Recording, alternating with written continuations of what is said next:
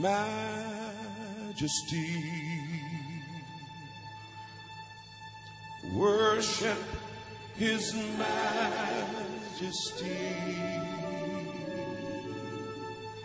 Unto Jesus be all glory, power, and praise.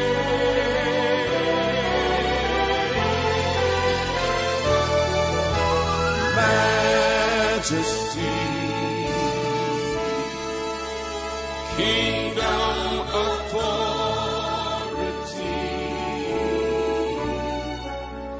flows from his throne unto his home, his anthem reigns.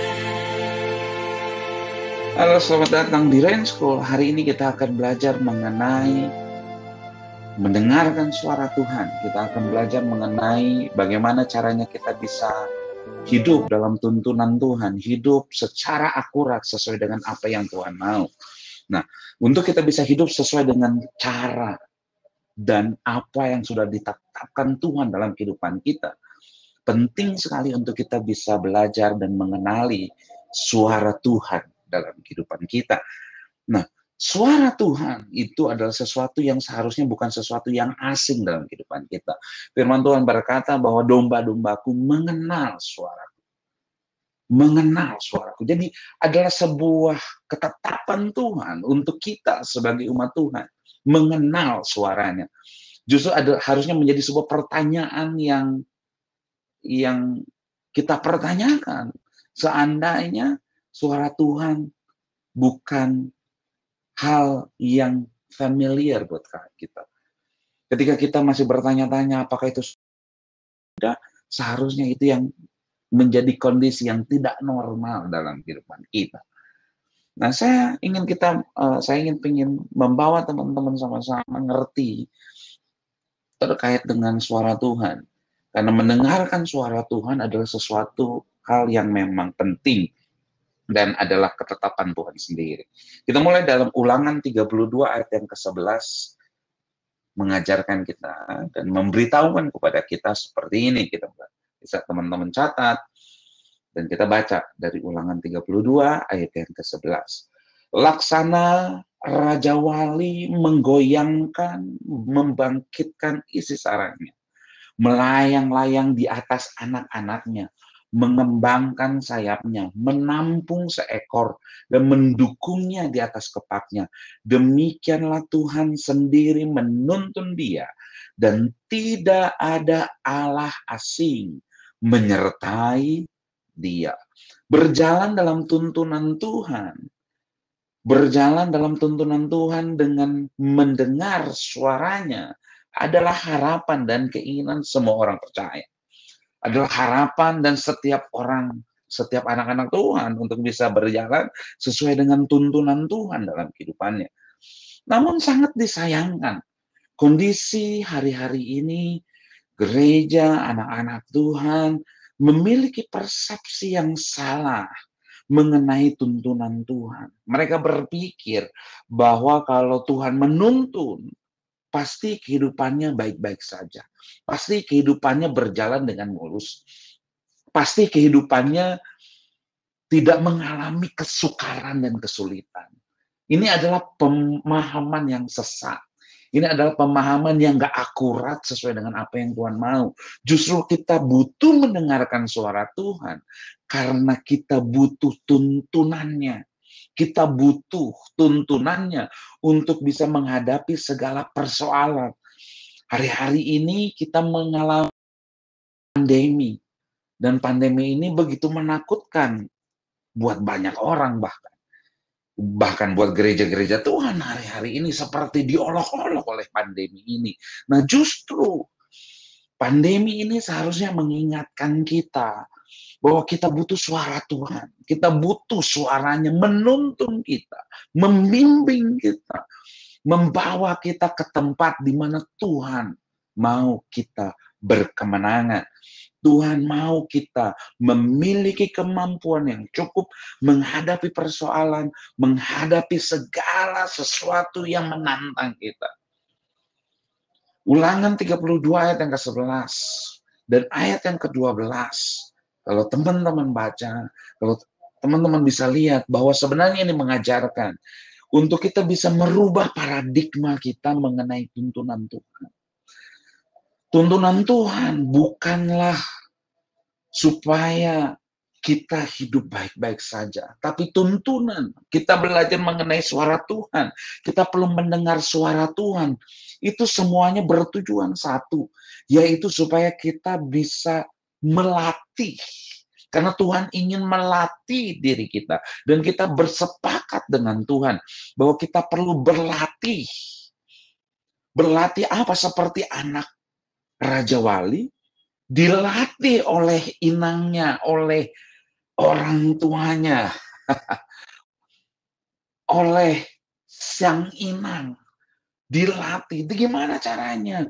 Dibuang dari sarangnya. Seringkali suara Tuhan akan menuntut banyak sekali dalam kehidupanmu. Kenapa itu harus terjadi? Karena memang fokus dari suara Tuhan bukan hanya sekedar memberitahukan padamu sesuatu yang akan terjadi di masa depan, tapi fokus paling utamanya adalah melatih. Yang tadinya anak Raja Wali tidak memiliki kemampuan untuk terbang menghadapi badai. Tapi ketika pelatihan dilakukan oleh sang inang kepada anak tersebut, dia sama memiliki kemampuan yang sama seperti apa yang dimiliki oleh inangnya. Sehingga ketika ada badai yang terjadi, Raja Wali nggak pernah sembunyi dari badainya. Dia nggak pernah lari dari setiap badai yang ada dalam kehidupannya. Dia akan terus terbang naik. Dia akan masuk ke tengah badai itu. Dia akan merentangkan sayapnya, menguatkan kekuatan sayapnya, dan mengizinkan badai yang harus dia face it, apa yang harus dia hadapi, mengangkat dan mengupgrade kehidupannya. Nah, begitulah juga ketika Tuhan mengucapkan dan memberitahukan sesuatu, menuntunmu, memperdengarkan suaranya dalam kehidupanmu. Dia berfokus untuk melatih dirimu. Ada berbagai macam tuntutan-tuntutan yang sepertinya kayak mengiris daging kita. Itulah suara Tuhan. Dari sini kita bisa belajar bahwa kita perlu mengubah paradigma kita mengenai tuntunan Tuhan. Tuntunan Tuhan, ini prinsip yang harus kita pegang, bahwa ketika dia memperkatakan suaranya yang menuntun kita, selalu, katakan selalu, untuk melayani tujuan-tujuan Tuhan, dan bukan untuk melayani tujuan pribadi kita. Dia memperkatakan sesuatu. Dia mengucapkan sesuatu. Dia berbicara dalam doa-doa pribadimu. Satu tujuannya. Supaya engkau dan saya bisa melayani tujuan Tuhan. Ada tujuan Tuhan yang sudah dia idam-idamkan. Bisa dilakukan oleh anak-anaknya. Dan harusnya kita jadi orang pertama yang punya respon ini. Wah, aku juga mau jadi pribadi yang memastikan setiap apapun suara yang diperdengarkan dalam kehidupan kita, yang mengungkapkan tujuan Tuhan dalam kehidupan kita, adalah sesuatu yang bisa kita kerjakan dengan seluruh daya upaya yang kita punya. Hari ini kita akan belajar beberapa prinsip mengenai suara Tuhan. Sebelum kita belajar ciri-ciri, kita perlu mengerti ada beberapa prinsip, ada prinsip ilahi yang harus kita tahu ketika kita bicara tentang suara Tuhan yang menuntun kehidupan kita masuk dalam penggenapan destinasi dalam kehidupan kita. Prinsip yang pertama, kita buka Yesaya 58 ayat yang ke-11. Yesaya 58 ayat yang ke-11. Firman Tuhan seperti ini. Tuhan akan menuntun engkau senantiasa dan akan memuaskan hatimu di tanah yang kering dan akan memperbaharui kekuatanmu. Engkau akan seperti taman yang diairi dengan baik dan seperti mata air yang tidak pernah mengecewakan. Dua hal yang tidak dapat ditarik dari yang dapat ditarik dari ayat ini. Prinsip pertama 1A gitu ya. Bahwa dialah yang memang berinisiatif. Dialah yang memiliki keinginan pertama untuk menuntun kita. Dia bukan Allah yang jauh jauh di sana. No. Dia adalah Allah yang ingin menuntun kita. Dia adalah Allah yang memang punya inisiatif pertama untuk menuntun kita. Dia mau menuntun kita. Dialah yang mau. Dialah yang membuka dirinya. Dia membuka dirinya kepada engkau dan saya untuk bisa hidup dalam desain yang Tuhan tetapkan. Jadi prinsip pertama, 1A adalah Tuhan mau menuntun kita. Dan tuntunan Tuhan itu, ini 1B-nya, itu sifatnya selama-lamanya, kekal, dan sifatnya adalah selalu. Jadi dia ingin menuntun kita selalu. Dia bukan hanya pengen menuntun kita sewaktu kalau ada waktu, tapi dia ingin menuntun kita selamanya. Dan sifatnya selalu. Karena tuntunan Tuhan sebenarnya adalah bicara tentang hidup kekal. Karena kehidupan kekal kita sama-sama sudah pelajari, kehidupan kekal adalah keselamatan itu sendiri. Jadi keselamatan itu bicara tentang kehidupan kekal. Kehidupan kekal itu bicara tentang apa? Bicara tentang pengenalan akan Allah. Dan ketika engkau mengenal suaranya, itu bicara tentang kau masuk dalam sebuah hubungan yang sifatnya kekal dengan Tuhan. Selalu. Berarti tidak ada waktu di mana tuntun kita. Kalau tidak ada waktu Tuhan tidak menuntun kita. So, harusnya kita kenali Tuhan. Kita kenal benar-benar suara Tuhan. Karena tanpa suara Tuhan, kita pasti tidak akan pernah hidup sebagaimana cara dan apa yang sudah ditetapkan Tuhan sejak awal. Tuhanlah yang menuntun kita. Tuhanlah yang menuntun kita dan Dia ingin menuntun kita masuk dalam hubungan pribadi dengan Dia.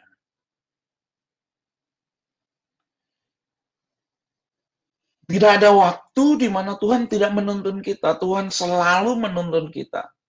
Kalau ada orang berkata Tuhan tidak menuntun dia, itu berarti bukan salahnya Tuhan. Berarti ada sesuatu yang nggak akurat mungkin dalam kehidupan orang tersebut.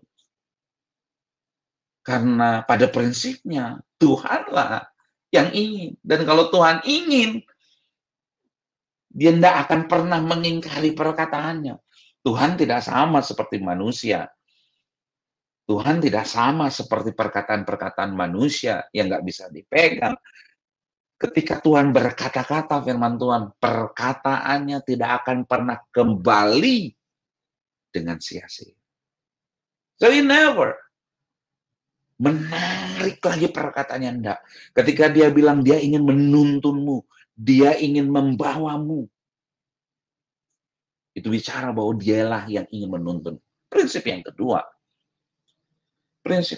yang kita perlu pelajari sebelum kita belajar tentang ciri-ciri suara Tuhan adalah Tuhan mau menuntun kita secara pribadi dan langsung. Saya ulangi sekali lagi. Tuhan mau menuntun kita secara pribadi dan langsung.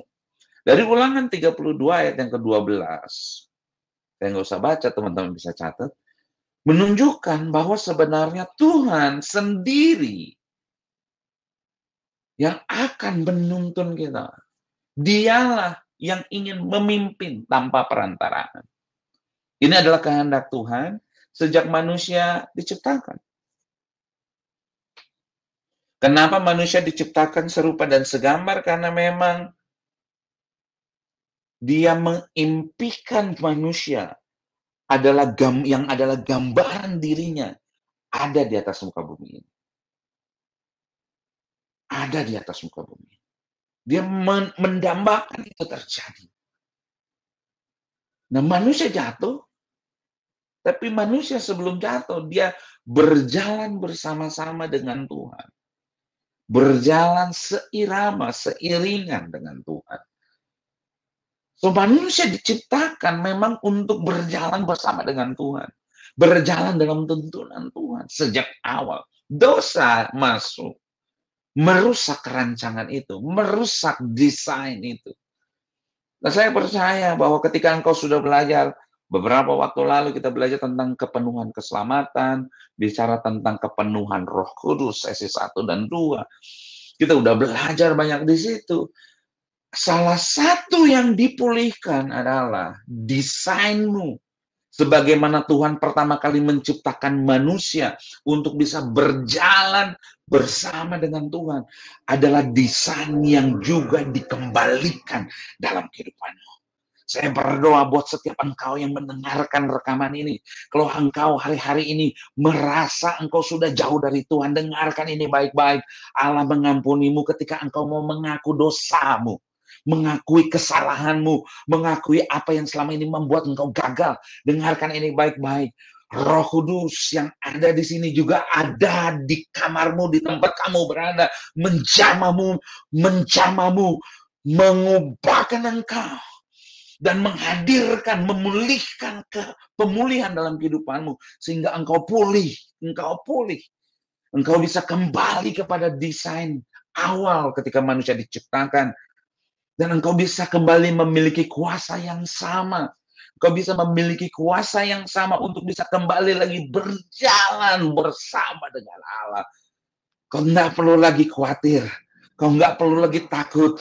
Kau nggak perlu lagi khawatir dengan masa yang sukar selama ini. Kalau Allah yang melebihi lebih dari segala yang ada di dunia ini, siapakah yang bisa menjadi lawanmu? Siapakah yang bisa menghentikan engkau? Siapakah yang dapat menghentikan perjalanan bersama dengan Tuhan yang kau lakukan?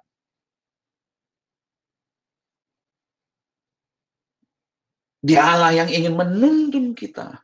Dan tuntunannya sifatnya pribadi.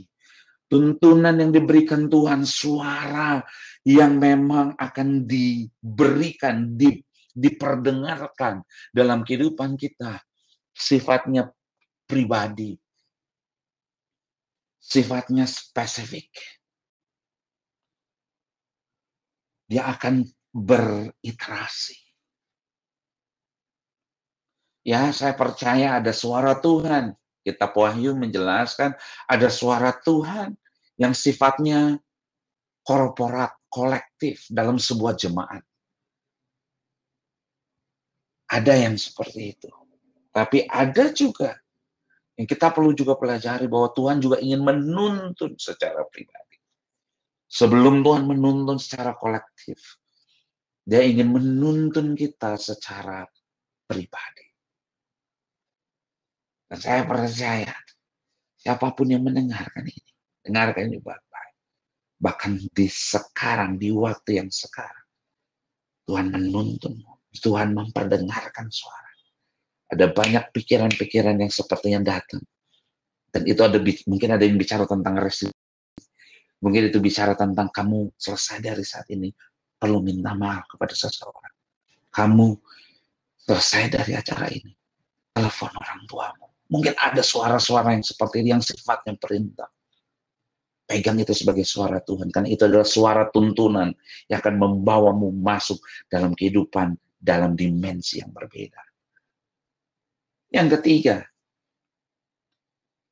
prinsip yang ketiga yang kita perlu jadikan pegangan supaya kita tidak gampang digoyahkan oleh orang yang cuma sekedar bilang, aku dengar suara Tuhan. Enggak, tapi kamu harus kenali.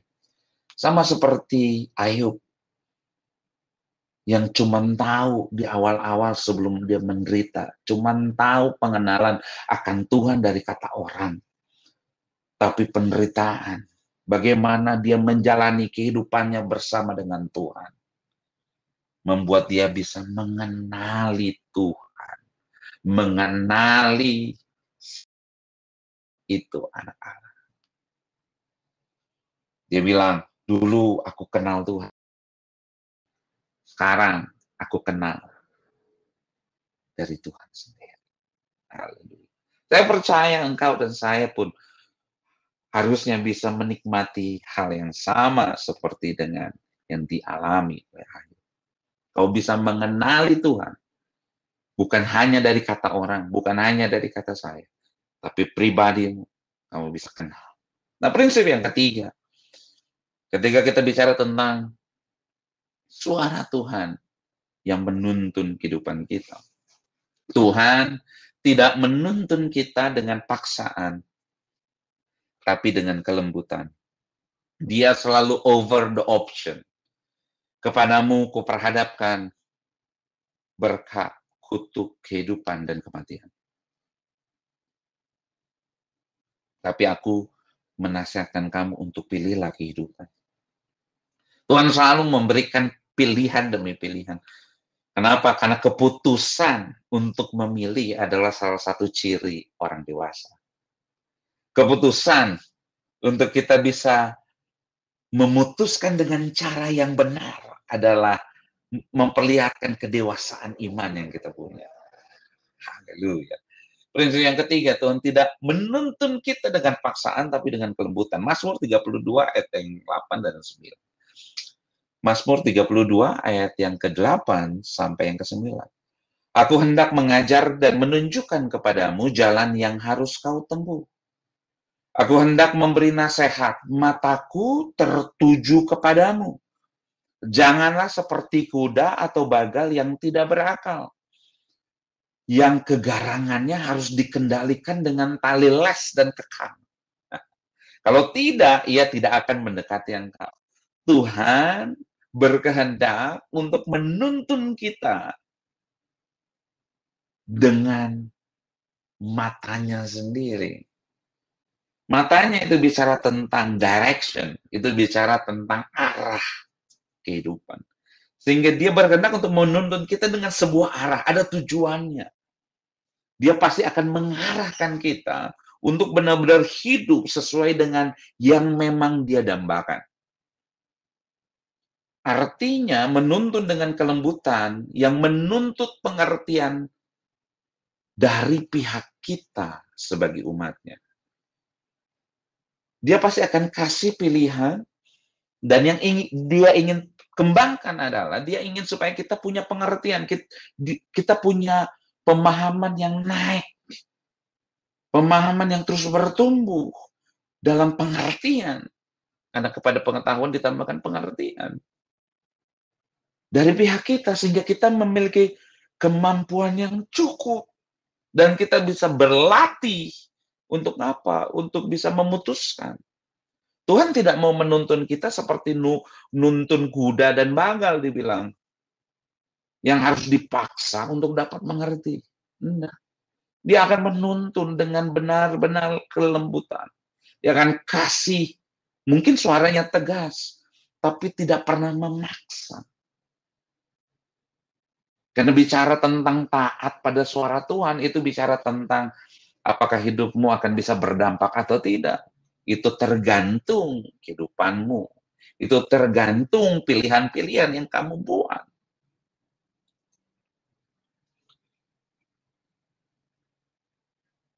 Prinsip-prinsip, ketiga prinsip yang tadi harusnya kita pegang sebagai acuan,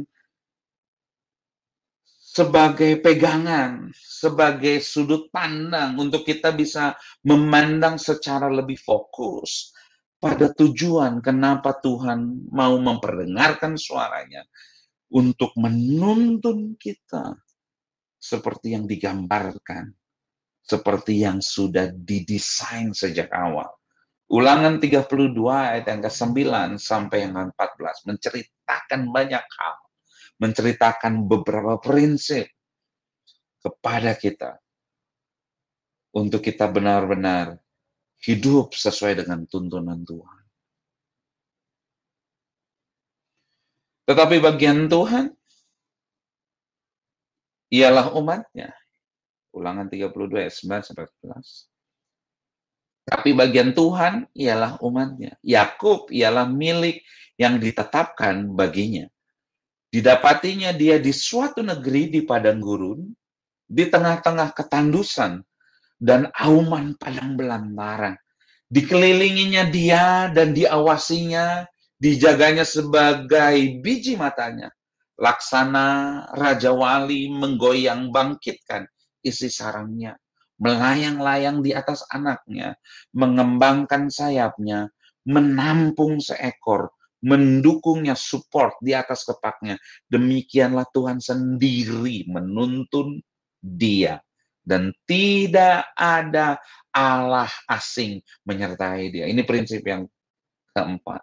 Bahwa kalau Allah yang sudah menuntunmu, kamu harus memiliki iman kepercayaan bahwa tidak ada Allah asing yang akan menyertaimu lagi. Karena kamu tidak akan pernah punya dua Tuhan. Ketaatan terhadap suara yang diperdengarkan, yang sifatnya adalah menuntun, mengarahkan kita, akan membuat kita dalam posisi tidak ada Allah lain yang akan menyertai dia. Allah lain bicara tentang apa? Bicara tentang suara dunia, bicara tentang apa? Bicara tentang suara diri kita, bicara tentang suara pikiran dan kemanusiaan kita. Tidak ada yang bisa mencampurinya.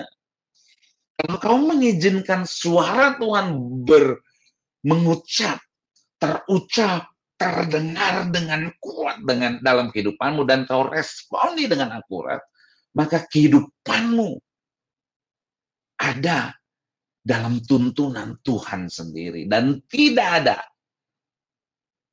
siapapun makhluk dari kerajaan kegelapan yang sanggup menyentuhmu. Yang sanggup, yang dapat menyentuh dan menggoyahkan kehidupan. Dibuatnya dia berkendaraan, mengatasi bukit-bukit di bumi. Lihat, kalau Tuhan sudah menuntunmu, ini yang terjadi. Dibuatnya dia berkendaraan, mengatasi bukit-bukit di dunia. Bukit-bukit itu bicara tentang jalan yang gak mudah. Ada perjuangan yang harus kita ambil. Ada sesuatu effort yang kayaknya harus kita hadapi. Suara Tuhan akan membuat kita memiliki kemampuan untuk mengatasi berbagai macam persoalan, mengatasi bukit-bukit persoalan yang selama ini dalam kehidupanmu, dan kamu akan memiliki kendaraan untuk mengatasi bukit-bukit di bumi, memakan hasil dari ladang. Kalau kau dengar suara Tuhan, dengarkan ini baik-baik, kau tidak akan pernah kelaparan. Bro, sis, brother, sis, dengarkan ini baik-baik. Kamu tidak akan pernah kelaparan. Kamu akan bisa memakan hasil dari ladang. Dibuatnya dia mengisap madu dari bukit batu. Bukit batu aja yang kayaknya nggak ada harapan, dibuat Tuhan menghasilkan madu. Dan kamu bisa menikmati madu. Hari-hari ini mungkin banyak orang yang berkata, nggak mungkin bro, hal itu bisa menghasilkan buat engkau. Nggak mungkin itu bisa berhasil. Ngapain lu susah-susah? Ngapain? Nah, tapi kalau Tuhan yang menuntunmu, kalau Tuhan yang memperdengarkan suaranya masuk dalam kehidupan kita, dialah yang akan membuat batu aja yang kayaknya nggak ada harapan, kayaknya nggak ada masa depan, sanggup menghasilkan madu. Dan madu sifatnya adalah lama. Menghasilkan kekayaan yang cukup. Menghasilkan seluruh resources yang cukup. menghasilkan segala daya upaya yang kamu butuhkan untuk kamu bisa menyelesaikan setiap kehendak Tuhan. Sekalipun itu jauh, sekalipun itu kayaknya panjang, tapi Dia yang akan membuat itu berhasil. Tapi Dia sendiri yang akan membuat itu benar-benar bisa kau nikmati.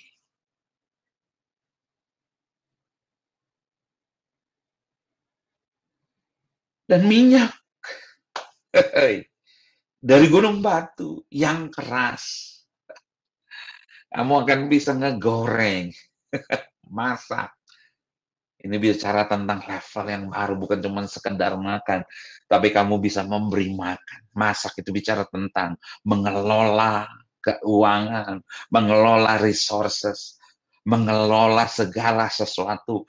Bukan hanya untuk kau bisa nikmati, tapi orang-orang lain yang terhubung dengan engkau bisa menikmati perkenanan Tuhan yang sama seperti yang engkau alami.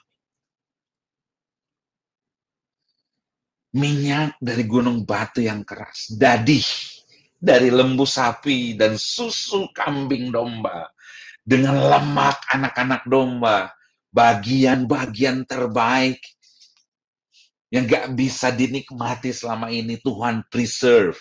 Tuhan persiapkan buat engkau, orang-orang yang mau berjalan sesuai dengan tuntunannya, lewat suaranya yang menuntun kehidupan kita pada seluruh penggenapan kehendak Tuhan. Domba-domba jantan dari basang, kambing-kambing jantan dengan gandum yang terbaik. Juga darah buah anggur yang berbuih engkau minum. Ada anggur yang baru, ada sukacita yang baru yang Tuhan sediakan buat engkau dan saya ketika kau mengizinkan suaranya menuntun hidup. Seandainya jika saja semua umat Tuhan hari-hari ini ngerti bahwa ini adalah sesuatu yang penting, ini adalah sesuatu yang sangat penting, harusnya gereja kembali bergairah. Harusnya gereja kembali lagi hidup. Umat Tuhan kembali lagi bergairah. Mencari, kejar Tuhan. Sampai kapanpun dia akan kejar. Dia akan kejar Tuhan. Dia akan kejar. Dia tidak akan menyia-nyiakan waktunya.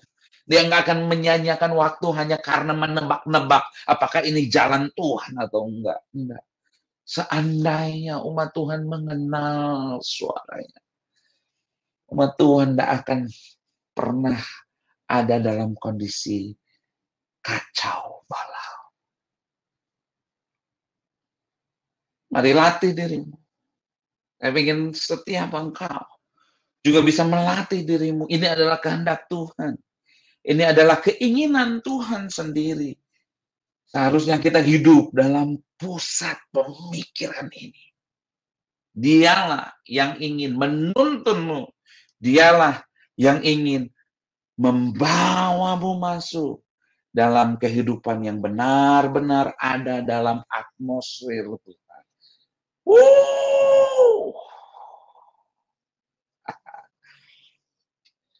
Dengarkan ini baik hadirat Tuhan yang ada di sini.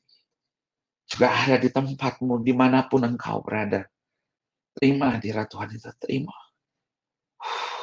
Terima.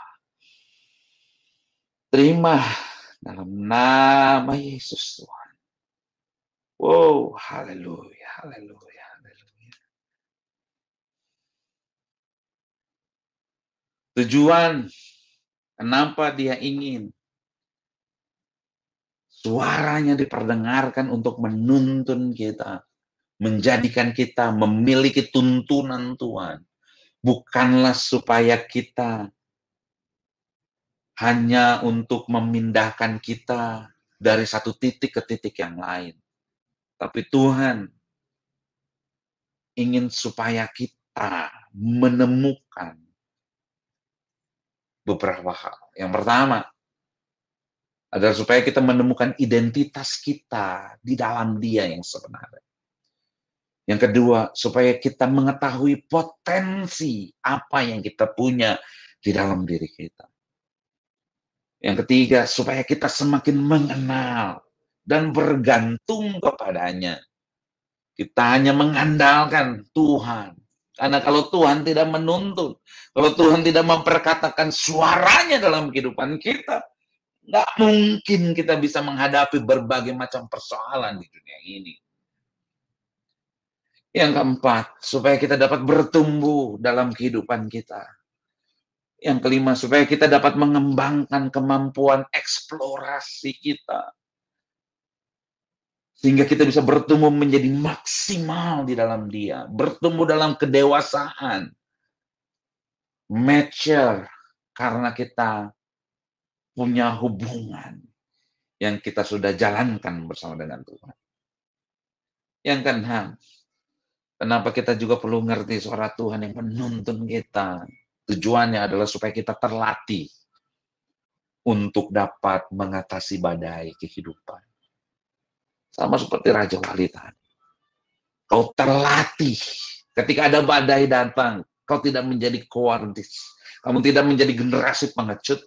Generasi yang lari begitu aja. Kamu akan menjadi seperti orang yang siap. Punya kemampuan yang cukup untuk mengatasi badai kehidupan. Dan pada akhirnya kau dapat mewarisi. Yang ketujuh adalah supaya kau dapat mewarisi apa yang Tuhan siapkan untuk kita. Dan apa yang Tuhan siapkan itu buat kita? Ada di Yesaya 42 ayat 6-9. Adalah kemuliaannya yang Tuhan siapkan untuk kehidupanmu dan saya. Kemuliaan itu bicara KABADU, kebut. Yang bicara tentang value-nya Tuhan. Dan itulah yang Tuhan sediakan. Value Tuhan berarti apa yang dapat Tuhan lakukan, itu bisa kau lakukan.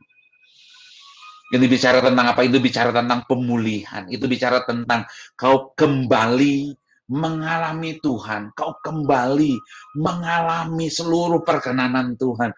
Kau kembali menikmati kuasa yang sama sebelum manusia jatuh dalam dosa. Engkau dan saya kembali bisa berdiri kuat bersama dengan Tuhan. Menghadapi segala sesuatunya.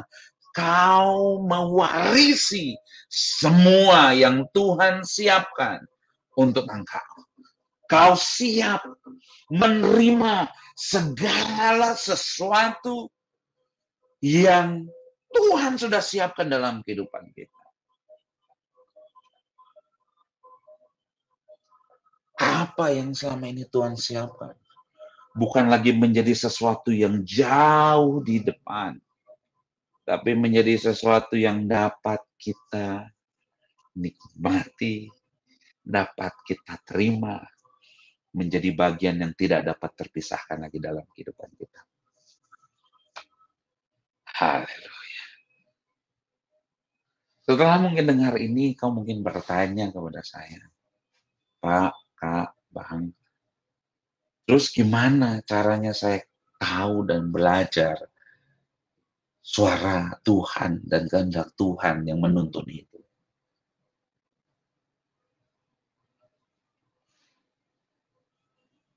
Yuk, kita baca sama-sama Roma 12 ayat yang ke-1 dan yang ke-2.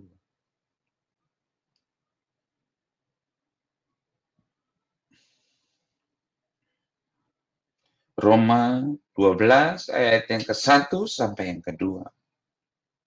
Karena itu saudara-saudara, demi kemurahan Allah aku menasihatkan kamu supaya kamu mempersembahkan tubuhmu sebagai persembahan yang hidup, yang kudus dan yang berkenan kepada Allah. Itu adalah ibadahmu yang sejati.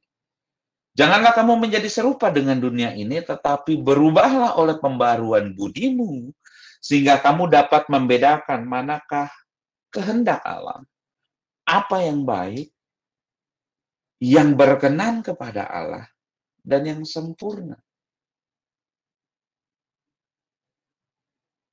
Tujuan kita adalah supaya kita bisa kenali Tuhan. Dan tujuan Tuhan adalah supaya Dia pengen supaya kita kenal sama Dia.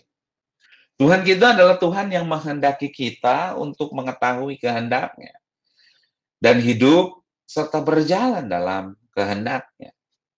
Dia bukan Allah yang cuma sekedar memerintah di sorga, nun jauh di sana, enggak. Tapi Dia pengen supaya kita tahu kehendak-Nya, tapi bukan hanya sekedar tahu, kamu bisa hidup dan berjalan dalam kehendak-Nya. Ketika hidup dan berjalan dalam kehendak-Nya itu bicara sebenarnya kau sedang berjalan dengan Tuhan sendiri. Tuhan membukakan kehendak-Nya supaya kita hidup dalam kehendak-Nya itu. Bukan cuma sekedar kamu punya banyak pengetahuan, kamu tahu berbagai macam ayat firman. No. Tuhan kasih lihat itu, Tuhan bukakan itu supaya apa? Supaya kamu hidup dalam kehendak itu. Kehendak Tuhan, kalau saya bisa kategorikan, ada dalam dua kelompok. Yang pertama, yang disebut dengan kehendak Tuhan yang tertulis, dan ini adalah sifatnya absolut. Ini penting untuk kamu pegang. Dan general. Jadi itu sifatnya absolut, firman Allah yang tertulis, yang kita tahu, yang sifatnya logos dalam Alkitab, itu sifatnya absolut dan general. Nah, kehendak Tuhan yang spesifik, yang kedua, dalam kelompok yang kedua adalah kehendak Tuhan yang sifatnya personal, masif, dalam taraf belum atau sedang disingkapkan dalam diri seseorang. Jadi ada dua kelompok. Nah, kelompok yang kedua tidak akan pernah melawan prinsip-prinsip yang ada pada kelompok pertama. Itu prinsip yang harus kita pegang. Jadi ada dua kelompok dan satu parameter yang harus kita terlalu pegang, bahwa apapun yang Tuhan, apapun yang kamu tahu lewat suara pengungkapan kehendak Tuhan dalam kelompok kedua, tidak mungkin berlawanan pada prinsip dan general yang ada dalam kelompok pertama, yaitu yang ada dalam firman tertulis.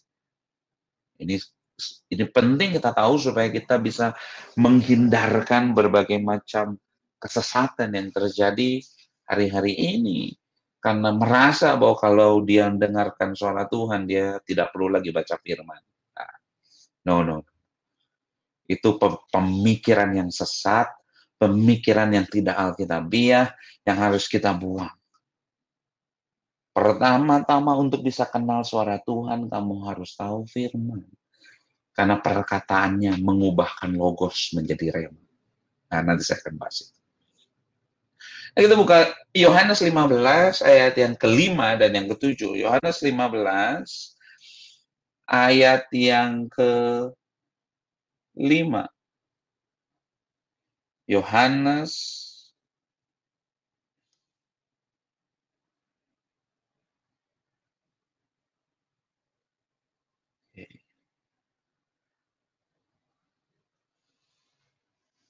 Yohanes 15 ayat yang kelima sampai yang ketujuh.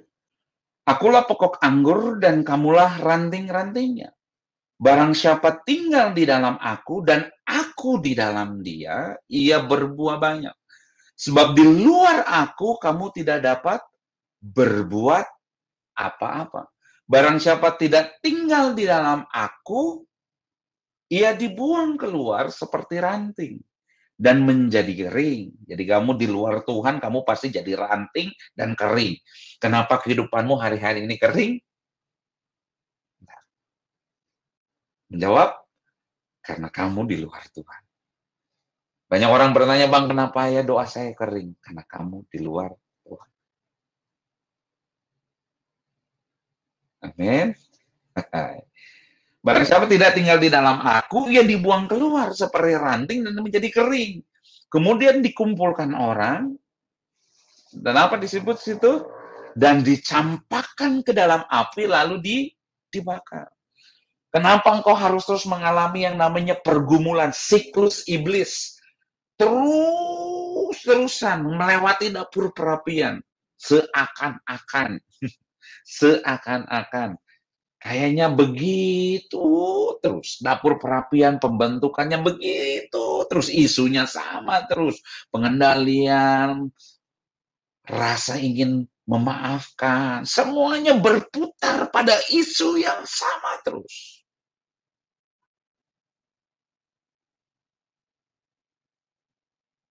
Itu adalah salah satu ciri. Sebenarnya kau sedang dicampakkan ke dalam api dan dibakar.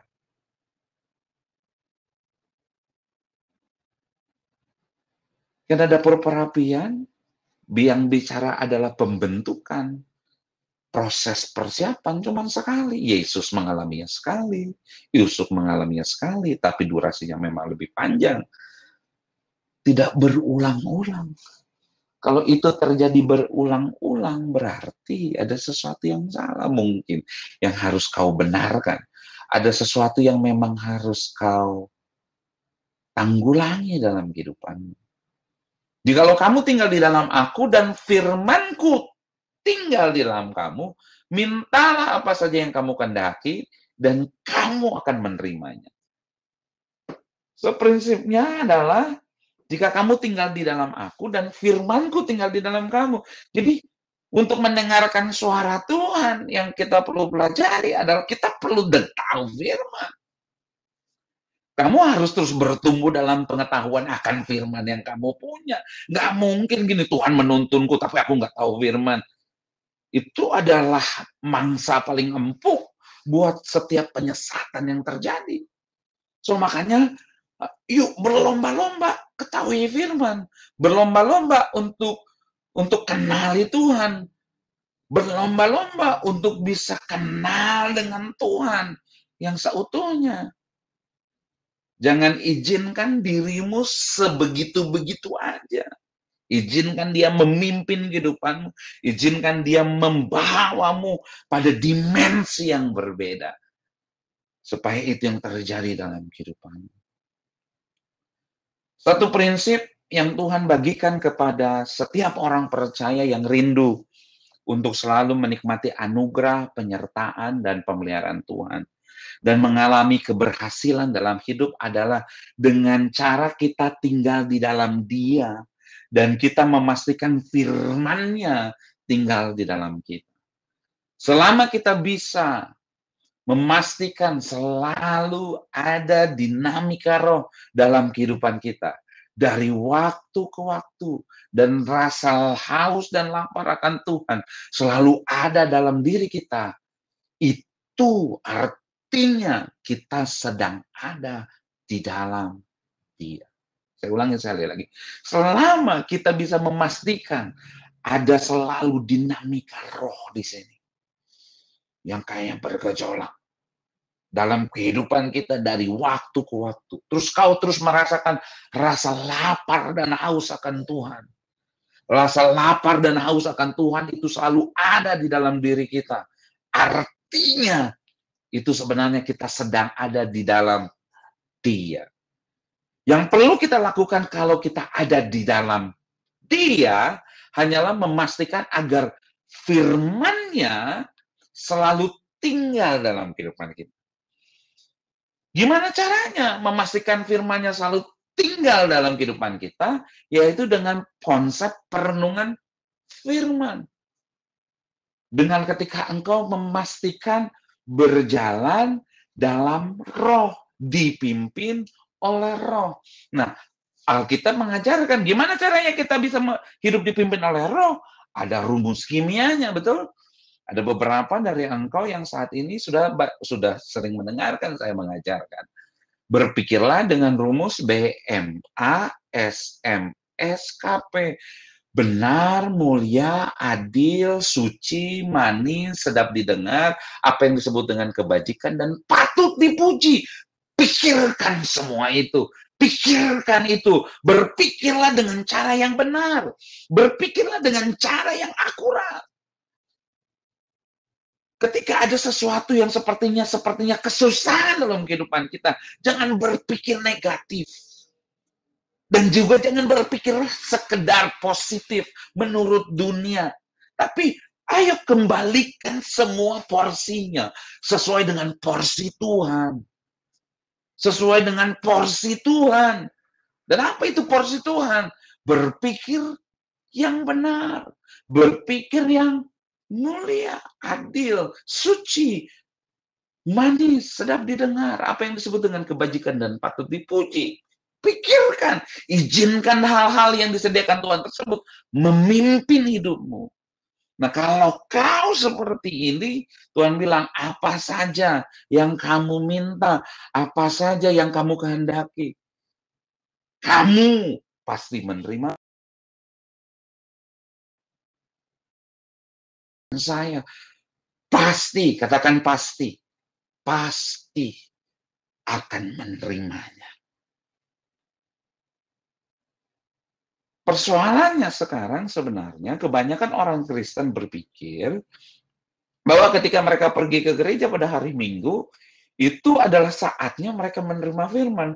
Mereka mengandalkan apa yang mereka dengar pada hari Minggu. Sekarang ada yang baru, mendengarkan firman di komunitas sel. Di komunitas-komunitas atau persekutuan doa, itu adalah saatnya mereka berpikir bahwa itulah saatnya mereka bisa menerima Tuhan, menerima firman Tuhan. Padahal itu adalah sesuatu yang harus kamu lakukan di hubungan pribadimu. Di hubungan pribadimu. Di kehidupan persekutuan dengan Tuhan setiap waktu, itu yang harus kamu lakukan.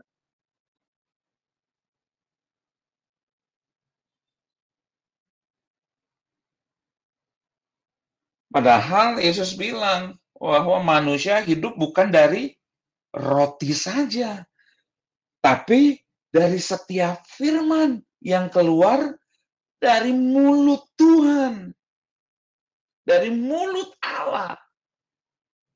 Jadi sebagaimana kebutuhan kita untuk hidup dengan roti, seharusnya kita jauh punya kebutuhan mendesak bahwa akan suara Tuhan, akan firman yang keluar dari mulut Allah sendiri. Itu adalah sesuatu yang lebih urgent buat kita, karena sebagaimana kita harus makan untuk hidup, begitu juga kita harus mendengar suara Tuhan. Dan tingkat urgentnya, tingkat kepentingannya jauh melebihi itu. Jauh melebihi kebutuhan kita sekedar untuk makan. Makan untuk hidup. Bukan hidup untuk makan. Tapi dengar suara Tuhan, dengar firman yang keluar dari mulut Allah sendiri. Ini adalah sebenarnya bicara tentang proses mengubah logos menjadi rema. Adalah kebutuhan yang kita butuhkan setiap waktu. Dan Tuhan berkehendak, masalahnya mengubahkan logos yang kamu punya menjadi sebuah rema. Kenapa hari-hari ini engkau sulit mendengarkan suara Tuhan? Karena mungkin pewahyuan, pengenalan firman logos masih kurang. Masalahnya kalau Tuhan ngomong, dia akan ngomong mengubahkan logos menjadi rema.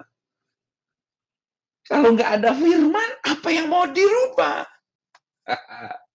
Apa yang mau dirubah kalau kamu nggak punya firman logos dalam kehidupanmu? Apa yang mau dirubah oleh Tuhan? Apa?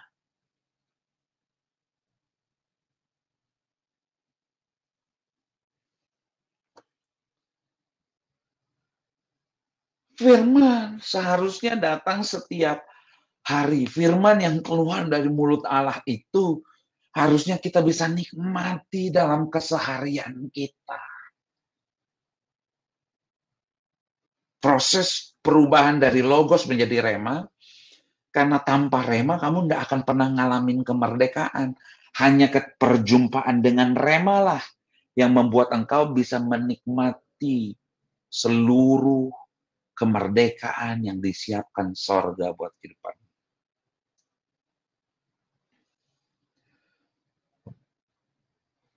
Alasan kenapa banyak orang Kristen hari-hari ini mencari firman hanya di hari Minggu, ketika datang ke gereja atau ketika datang ke komunitasnya, dan lupa untuk dengar Tuhan dalam kesehariannya.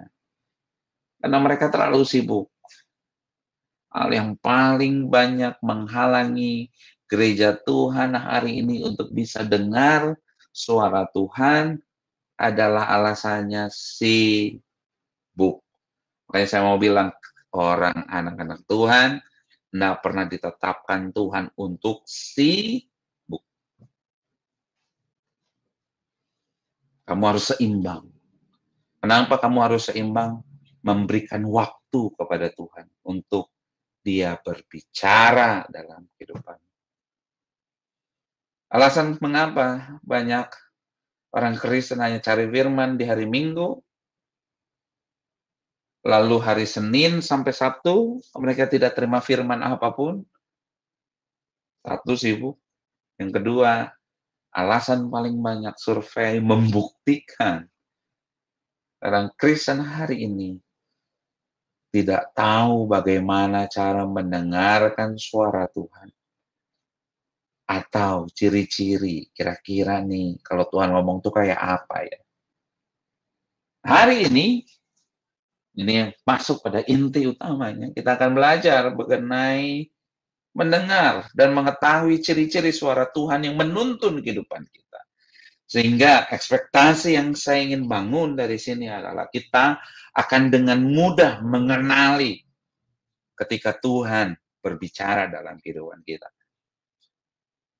Ada 3 cara yang sering kali Tuhan pakai untuk berkomunikasi dengan kita. Ada 3 cara yang selalu Tuhan pakai untuk berkomunikasi dengan kita. Cara yang pertama adalah suara Roh Kudus. Dia akan berbicara lewat suara Roh Kudus di dalam roh kita. Suara Roh Kudus di dalam roh kita. Ciri-ciri suara Tuhan, saya bisa sebutkan dengan cepat. Teman-teman mungkin bisa catat ini aja baik-baik. Ciri-ciri suara Tuhan kita bisa pelajari. Yang pertama adalah kita terima dengan suatu kepastian. Jadi kalau Tuhan ngomong, kita akan menerimanya itu dengan suatu kepastian, keyakinan somehow bahwa yang kita dengar itu suara Tuhan. Kalau kamu dengar sesuatu lewat suara, dia datang seperti apa? Nah, seringkali itu datang lewat bentuknya pikiran. Ada semacam kayak kamu nggak pernah memikirkan itu, tiba-tiba ketika kamu lagi bergumul, ketika kamu lagi membangun hubungan pribadi dengan Tuhan, itu kayak datang kayak pikirannya selibet gitu aja. Cepet gitu. Ada pemikiran yang hadir dalam otakmu karena otakmu itu dirancang, jiwa itu seperti monitor untuk bisa memunculkan apa yang dimensi rohani yang sedang mendekat pada dirinya. Nah, itu seperti datang secara tiba-tiba. Itu tuh datang secara tiba-tiba. Nah, ketika dia datang secara tiba-tiba seperti itu, dan pemikiran itu somehow di dalam rohmu kamu akan ngerasa bahwa ini suara Tuhan. Nah, ciri-cirinya kamu tahu itu suara Tuhan. Nah, kalau ragu, yakinlah itu bukan suara Tuhan. Ini salah satu cirinya. Jadi kita terima dengan sebuah kepastian bahwa yang kita dengar itu suara Tuhan. Ada aliran yang sifatnya spontanitas masuk dalam pikiran kita, atau tiba-tiba kita rasakan lewat hati kita, tiba-tiba ada suara hati nurani, atau bisa lewat perasaan-perasaan. Nanti saya akan bahas. Tapi yang pertama adalah suara Roh Kudus di dalam roh kita. Akan muncul di mana? Di pikiran pertama, dan kita akan bisa tahu di roh kita ada punya keyakinan bahwa ini suara Tuhan. Yang kedua, ciri yang kedua terkait dengan suara Tuhan, seringkali, dan bahkan saya bisa bilang 99% suaranya itu bentuknya dalam bentuk arahan atau perintah. Dia selalu menuntun kita dalam bentuk arahan atau perintah. Contoh, dia akan pakai, seringkali yang kita dengar, tapi mungkin bisa berbeda-beda, tapi yang saya dengar, saya tanya, saya bisa bergumul, saya tanya, diskusi dengan beberapa hamba Tuhan, saya tanya gimana caranya Bapak mendengarkan suara Tuhan, tahu ini suara Tuhan, dan itu pun yang saya alami, kata ganti orang pertama seringkali dipakai Tuhan. Contoh, kata ganti orang pertama itu seperti apa? Contoh begini, sama aku ingin kamu melakukan bla bla bla. Nah, seringkali seperti itu. Suara yang terdengar, pikiran yang terdengar dalam pikiran kita itu seperti itu. Arahan perintah. Saya ingin kau lakukan ini. Saya ingin kontak dia. Gitu. Sifatnya arahan atau perintah. Ini kisah beberapa minggu lalu ketika saya berdoa sama Tuhan, Tuhan, saya di posisi yang baru, saya butuh sesuatu ini dan bla bla. Saya berdoa, tiba-tiba ketika saya lagi berbahasa roh, saya lagi berdoa, saya lagi membuka diri saya buat Tuhan, tiba-tiba Tuhan bilang kontak dia. Kamu kontak dia, tanya, mungkin dia mau. Kenapa yang saya lakukan? Saya taat. Dan ternyata waktu saya kontak, benar dia mau. Nah, sama seperti itu. Suara semakin kamu taati, suara itu akan semakin besar.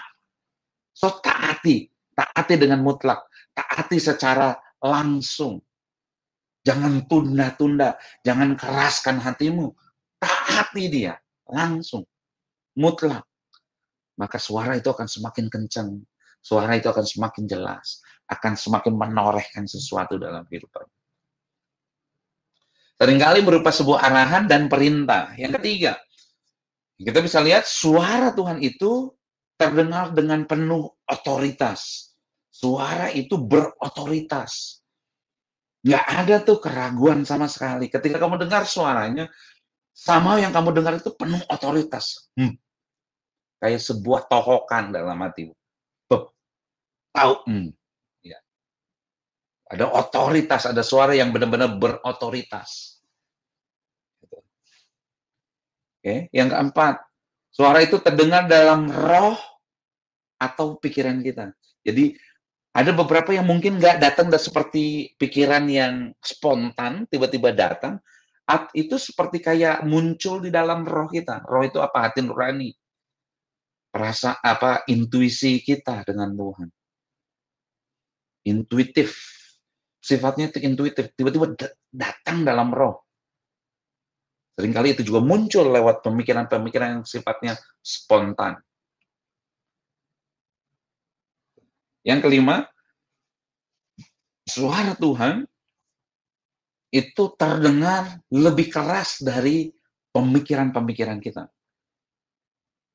Jadi, kalau dia bicara, walaupun sekalut apapun, walaupun setakutnya apapun yang sedang kamu alami, atau penuhnya pikiranmu, kalau dia bicara, dia somehow overcome the situations, overcome the battlefield in your mind, gitu ya, dengan suaranya. Tiba-tiba kamu bisa berhenti aja dari pikiranmu, dari keributanmu, dan suaranya jelas gitu. Terdengar kayak sebuah seruakan pedang Tuhan gitu. Dia datang dengan penuh, dan itu lebih keras dari pikiran-pikiran kita. Tiba-tiba kita nggak bisa mikirin yang lain, hanya pikirin aja perkataan itu. Terdengar lebih keras dari pikiran-pikiran kita. Makanya saya mau bilang begini, buat orang-orang yang overthinking nih, orang-orang yang saat ini kan sekarang nih, anak-anak milenial, anak-anak zaman sekarang ini banyak yang overthinking. Banyak penyakit-penyakit juga disebabkan karena overthinking. Ini orang-orang yang kayak gini butuh suara Tuhan lebih. Kenapa? Karena suara Tuhan sanggup menaklukkan overthinkingmu. Kamu nggak butuh nasihat manusia, kamu butuh Tuhan.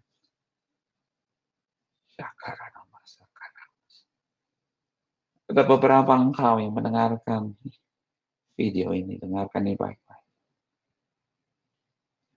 Hari ini Tuhan ingin menyembuhkan engkau, Tuhan ingin memulihkan engkau. Dia ingin menjamahmu, dia ingin menjamahmu. Dia mulai berkata-kata. Dia menyelesaikan pergumulanmu yang sudah lama dan menyelesaikan overthinking yang kamu lakukan. Terima kesembuhan itu, terima, jamah. Dalam nama Yesus. Dalam nama Yesus. My God. My God.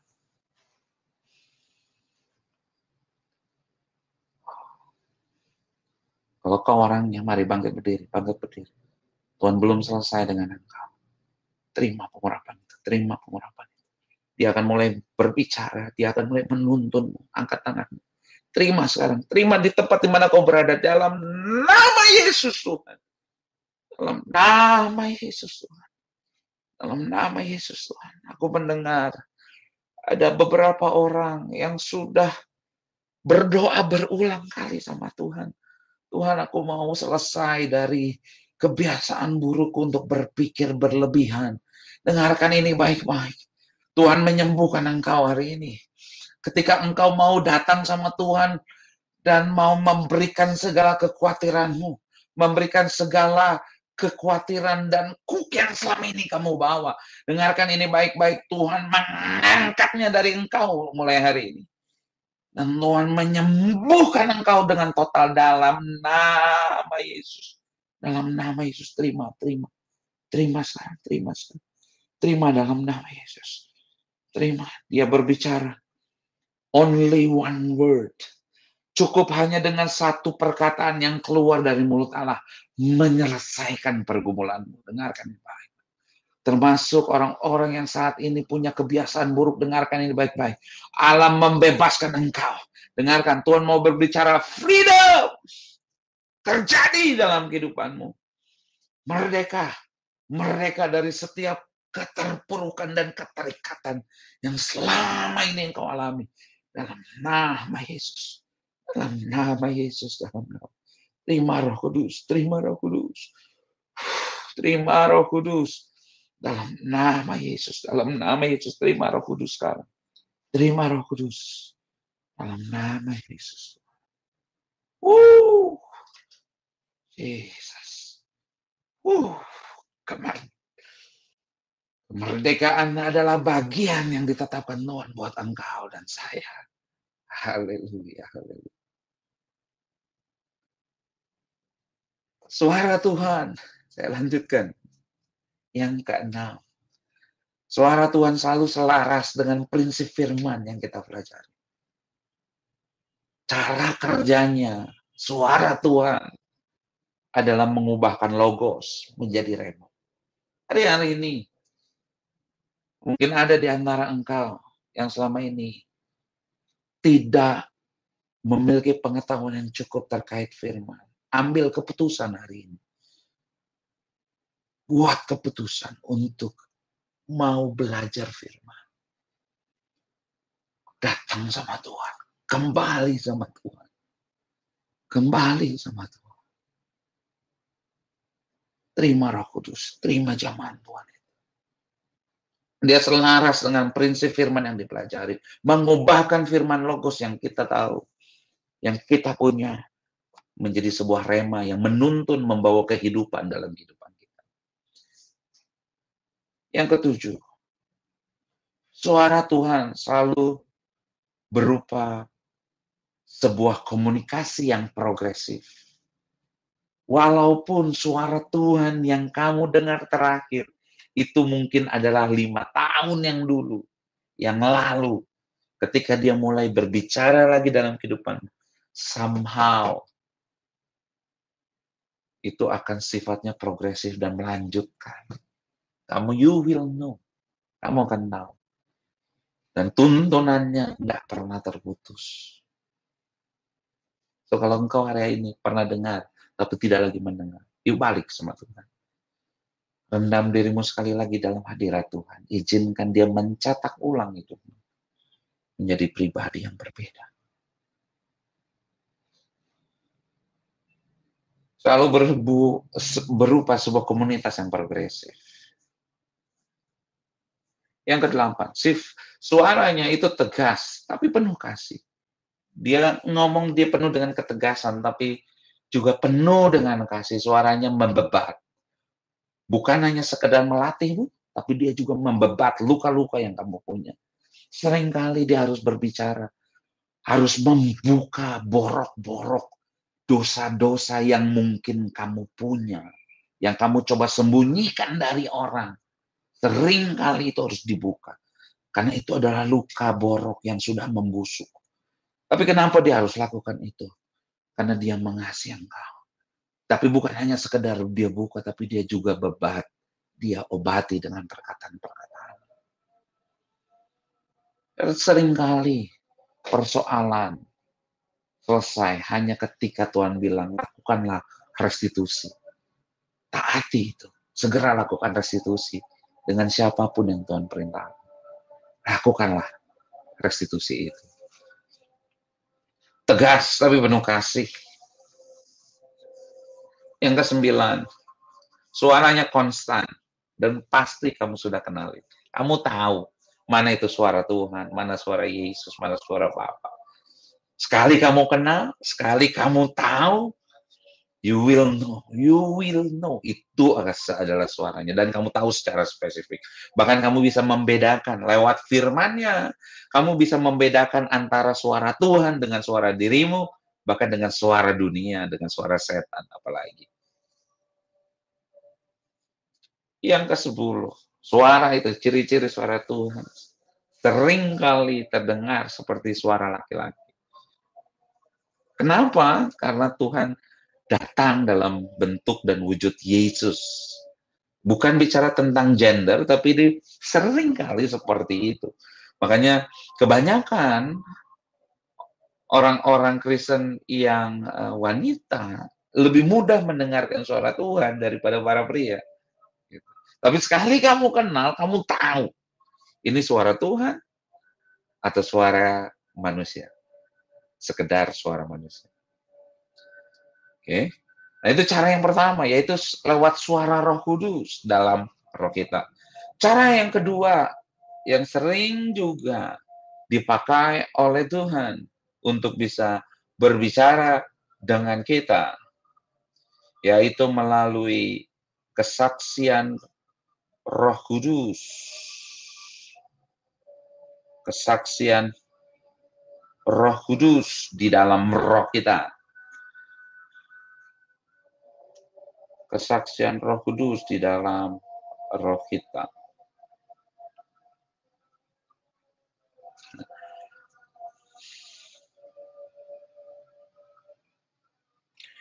Roh Kudus akan terus melatih roh kita dengan memberikan dorongan atau perasaan-perasaan rohani tertentu.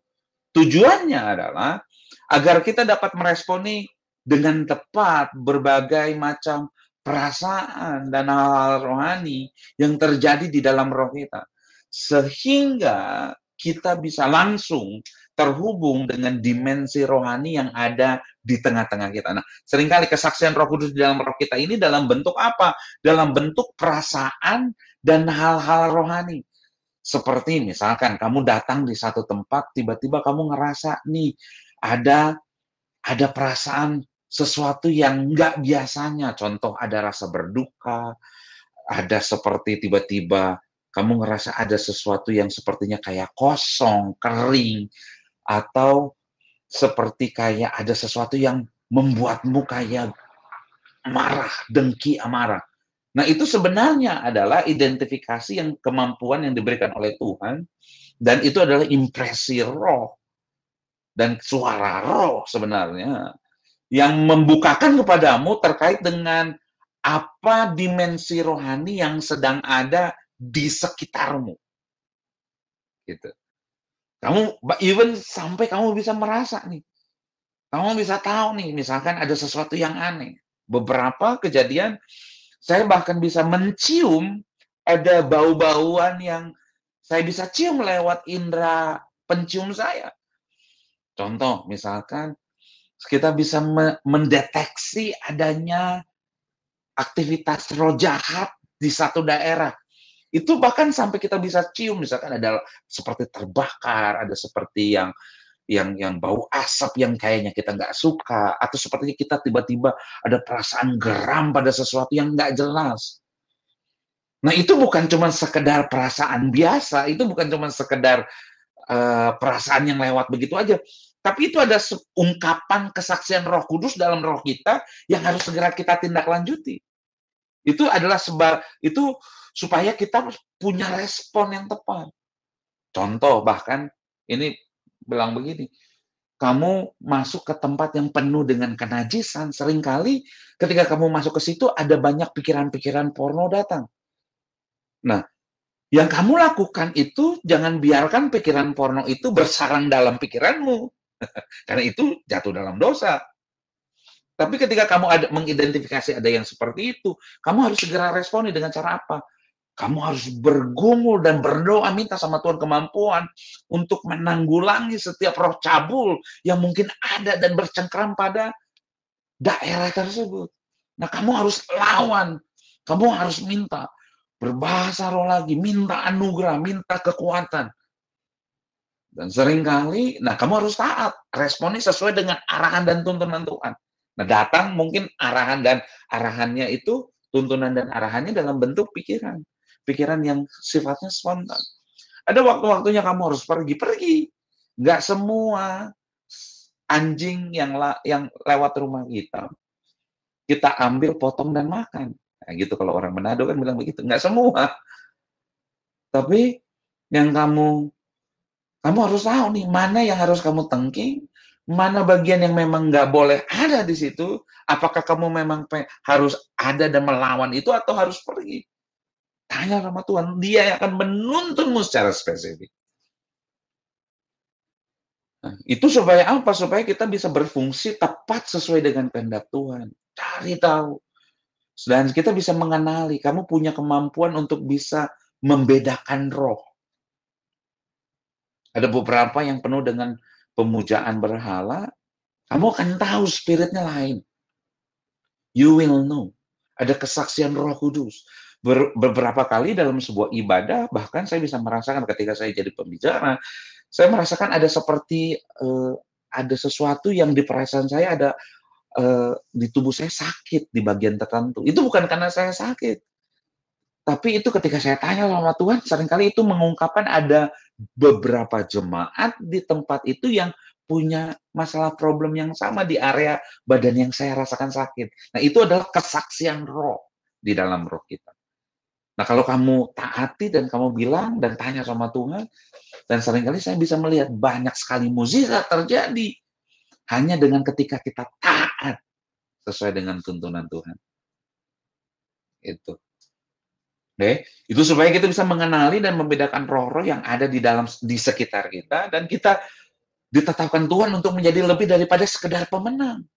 Kamu lebih daripada pemenang, dan kamu bisa menaklukkan setiap roh-roh yang ada di sekitarmu yang memang perlu kau perangi. Karena Tuhan bilang bahwa roh yang ada padamu, yaitu Roh Kudus, yang sanggup memberikan kesaksian, itulah yang akan apa? Yang akan mengalahkan dunia. Amin.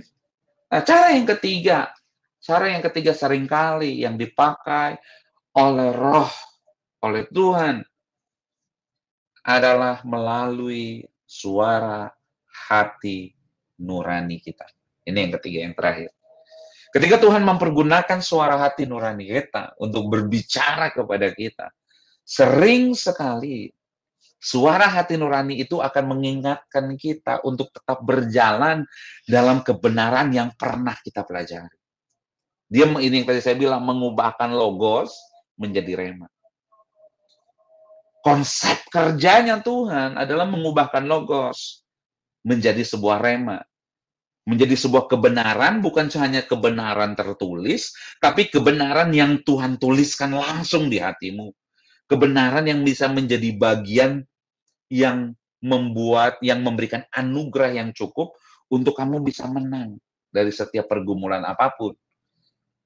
Nah, setiap kali kita hendak melakukan segala sesuatu yang disebutkan oleh firman sebagai dosa, kita akan mendengar suara hati nurani kita menegur dan melarang kita melanjutkan tindakan tersebut, betul? Ya. Itu sebenarnya adalah sebuah alert untuk kita responi dengan cara yang benar. Memang suara hati nurani tersebut seringkali akan terdengar seperti suara pikiran kita sendiri. Sehingga kita sudah terlanjur tergoda oleh sesuatu, Jika kita memang sudah terlanjur tergoda oleh sesuatu tersebut, kecenderungannya kita akan mengabaikan suara hati nurani kita itu. Gitu. Karena kita cenderung menilainya itu cuma sekedar suara hati nurani kita. Padahal itu bukan suara hati nurani, sebelaka. Tapi itu adalah cara Allah Tuhan. Bahkan cara yang ketiga ini adalah cara yang paling sering akan kamu bisa identifikasi, akan bisa kamu alami. Oh, inilah cara yang paling sering. Seringkali suaranya lewat hati nurani kita. Makanya Tuhan bilang, jagalah hatimu dengan seluruh kewaspadaan. Karena dari situlah terpancar isu-isu kehidupanmu. Jadi jaga hatimu. Kenapa? Karena suara ini memang gampang sekali tercemar. Alkitab Roma 1 dan 1 Timotius 1 bahkan menceritakan bahwa ada beberapa hamba Tuhan yang harus kandas imannya karena tidak menjaga hatinya. Gitu.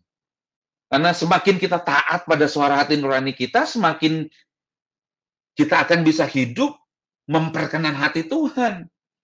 Kita pun akan terus bertumbuh dalam iman dan kebenaran kalau kita terus taat dan responi dengan cara yang benar. Kalau kita guard our heart. Jadi menjaga hati dengan cara apa? Taat pada kebenaran. Menjaga hati bukan cuma sekedar menjaga perasaan. Jadi stay calm. No. Tapi bicara tentang kamu taat pada firman. Taat pada kehendak Tuhan. Taat pada apa yang Tuhan mau. Ketika kamu taat dengan apa yang kamu dengar dari Tuhan, maka kamu tidak akan pernah kandas imannya.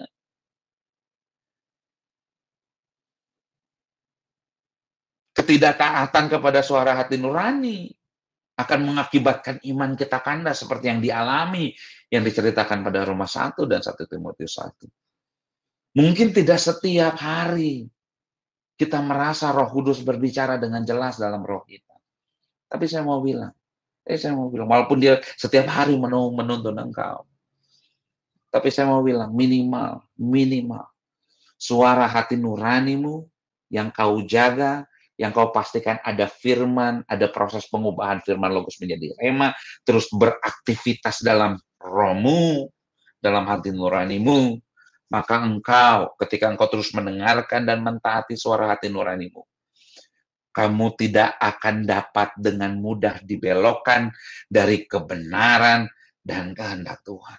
Hari-hari ini saya mau kasih tahu, banyak sekali bahkan orang-orang pintar tersesat, disesatkan oleh berbagai macam angin pengajaran, oleh berbagai macam filsafat dunia. Kenapa?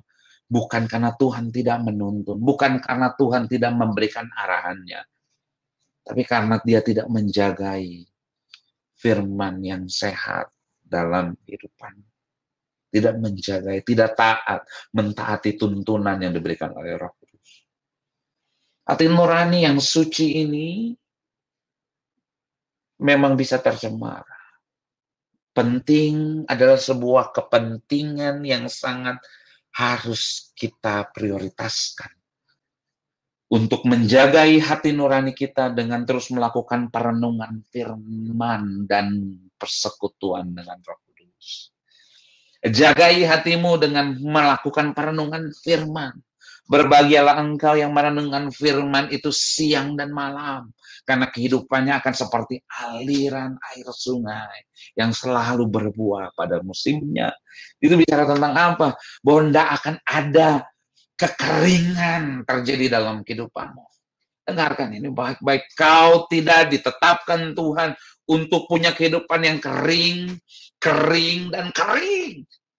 Kau dan saya ditetapkan Tuhan untuk terus menikmati aliran sungai yang besar. Aliran sungai Allah yang menyegarkan engkau. Mungkin aliran itu hari-hari ini, di beberapa waktu yang lalu, cuman sebesar setinggi mata kaki. Tapi Tuhan pengen kau naik lagi sampai selutut. Tapi nggak cuma sekedar selutut, itu bisa sepinggang.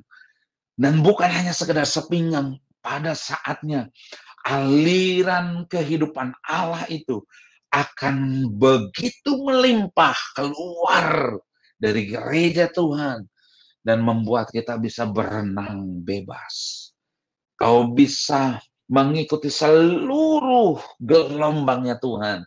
Setiap musim menjadi musim yang sangat mengasyikkan karena kau lakukan bersama dengan Allah. Dan saya percaya ini adalah ketetapan Tuhan buat engkau. Buat engkau yang selama ini mengalami kekeringan, mengalami keterpurukan, mengalami hal-hal yang sepertinya menghambatmu untuk bisa menikmati seluruh anugerah Tuhan. Dengarkan ini baik-baik. Terimalah kuasa anugerah yang sama karena dia mengucapkan firman ini dalam kehidupanmu. Merdekalah engkau sekarang dalam nama Yesus. Merdekalah dalam nama Yesus. Allah adalah Allah yang tidak terbatas. Allah yang bekerja saat ini di tempat ini. Juga adalah Allah yang bekerja di tempatmu. Dia menjamamu. Dia membakar hidupmu sekali lagi. Membakar api cinta mula-mula kembali kepada Tuhan. Angkat tangan, terima pengurapan itu. Dalam nama Yesus, dalam nama Yesus. Terima pengurapan itu, terima dalam nama Yesus Tuhan. Jaga hatimu. Jangan biarkan rasa bersalah itu terus menjadi pijakan buat iblis, buat setan mengintimidasi engkau. Kembali sama Tuhan. Dan ketika kau kembali sama Tuhan, Tuhan bilang, aku mengampunimu dan bukan hanya sekedar mengampuni.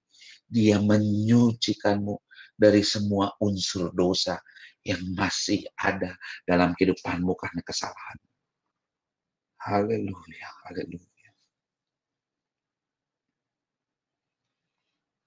Jagalah hatimu dengan seluruh kewaspadaan. Karena dari situlah terpancar the issue of life. Setiap hamba Tuhan yang di Alkitab, yang kemudian dikenal sebagai hamba Tuhan palsu, sesungguhnya bukan dari orang yang tidak mengenal Allah, tapi adalah orang yang tidak lagi mengikuti suara hati nurani mereka, sehingga iman mereka menjadi kandas. Hari-hari ini, kalau imanmu hampir kandas, dengarkan ini baik-baik, balik sama Tuhan. Balik sama Tuhan.